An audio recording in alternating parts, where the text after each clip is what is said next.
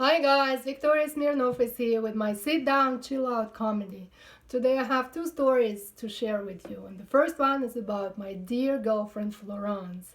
She's a beautiful French girlfriend of mine. She's very intelligent, very well read. She's a writer, and she's a proper writer, not like me. I write more for as a hobby, and she's a proper writer. And as any writer, she gets sad and depressed sometimes. She gets stuck with her work. So one of those days in 2004, she calls me up and she goes, Victoria, I'm working on the biography of Baudelaire, this French poet and philosopher, 19th century. And I'm stuck. I don't feel inspired, and I haven't left the house for like a month or even more, and I'm not really in a good mood. And I said, Florence, I'm sorry to hear that, but maybe you should get out of the house. And wait a second, there is a poker tournament in Paris right now. It's happening right now. Why don't I call my gambler friends? I used to be a professional gambler, so I have many friends. And I'm gonna call, I don't know, Gus Hansen. So you just go there and they will take care of you. They're so much fun, these gamblers. They fantastic, they intelligent, they're super witty and funny, and they always make some crazy bets. This other gambler friend of mine bet that he will make a breast implants. He's not even a gambler anymore, but he still has boobs.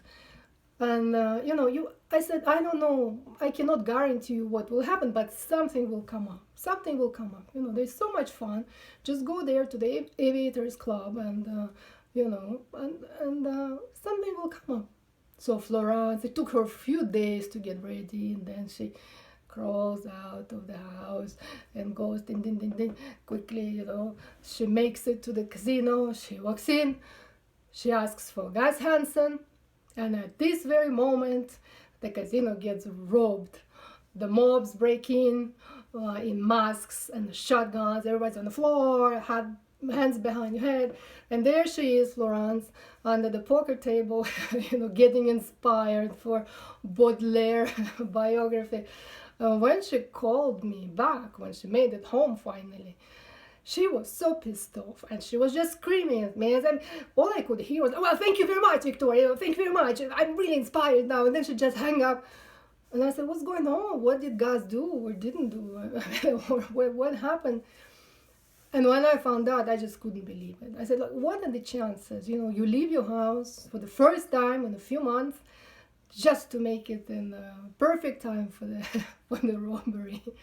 And now my second story, since we talk about gamblers, is from my gambling days when I was a professional backgammon champion. I was the world champion, actually, a player, sorry, and I was the world champion in the year 2000. I had the teacher, Paul McGreal, the genius teacher. So these times we go back to these times, and I got call from a backgammon player, friend of mine, who goes, Victoria, I'm here in Monte Carlo harbor on a boat, playing with a friend of mine from one of these Gulf countries. And he doesn't believe that not only a woman can play, but that she actually, a woman can become a world champion. So he basically doesn't believe you exist, and he doesn't believe Google. He says it's all bullshit, I can make it up, it's all fake. So would you be so kind to come over and just have a few games with him, just show him, And I said, of course I'll come, I'll show I'll come and show him what women can do. So I go on the boat, and it's a huge boat, it's vast, like it just doesn't end. There's so many decks, and it's all gold inside, just made of gold, everything is gold. And this man from the Gulf country has many servants around him. They help him with his teacup, with his food. They like almost wiping his mouth. They treat him like a baby. It was quite funny, I have to tell you. And also they're keeping an eye on the game, and I'm beating the guy so badly. He has no idea what he's doing, like many of the players from these countries, because they think they're very good. They played all their life. My father played, my grandfather played, so they don't want to learn. They don't learn any math behind it, any probabilities, and I'm just beating him really badly, and I got lucky also because in a short period of time anyone can win. I can beat my teacher in a few games. That doesn't mean anything. So I was lucky, and I knew, of course, I played better than him, and I could tell that he gets really angry at the fact, probably not only he's losing, but all his servants are witnessing it. And, he got really, he said, okay, stop, enough. Break. We take a break. Let me show you my boat. And I said, no, it's okay, thank you. I can see it's beautiful. It's made of gold. And I just wonder how it doesn't sink. He said, no, let's go, we smoke outside. I want to smoke a cigar.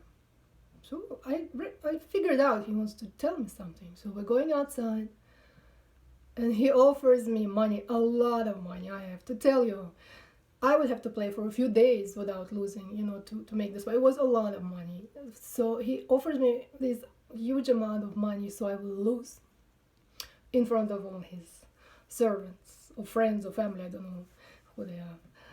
So I said, you know what? Look. I would have to give all this money to a friend of mine because he promised he will cover my losses in case if I lose. So you guys play like crazy, stocks, 10,000 per point. I can't afford it. So the one who covers the losses, he will cover the winnings as well. So for me, it doesn't change anything, but I will do it for you. If it's so important, I mean, I could tell it was really important. So I said, okay, I'll do it. Okay. Whatever. I just don't care. For me, it's nothing. For you, it's so important. Okay, fine. So we go back, and I'm trying to lose. I'm really trying, but I keep winning. And I do one mistake here, one mistake there. I take really bad cube, and I win. I give him the cube, and I'm losing, and I win, and I just keep winning. We were playing till 11 points, I think. And I just keep winning, and the guy gets so angry, and he gets all red, and I sweat like a pig. I just sweat because I'm really trying. I promise you, I don't want to make a fool of him. And I don't want to stay there forever. I just want to leave. If I win this match, I would have to play another one. So, and I'm really, really trying. So, and in the end, I was doing completely stupid thing. It was so obvious. Because in the beginning I was, kind of. I was thinking, if I make such an obvious mistakes, all these guys, his servants, they know the game. They would figure it out. So I didn't want him to look like a fool. But in the end, I didn't care. So I would, just double and double on the complete, like really very bad position. So in the end, finally, after an hour or even more, I lost this match. It was very close, but I lost, and we both went like. And he said, you see, I told you, he told to his servant, I told you, women can't play. So there you go. Women can't play.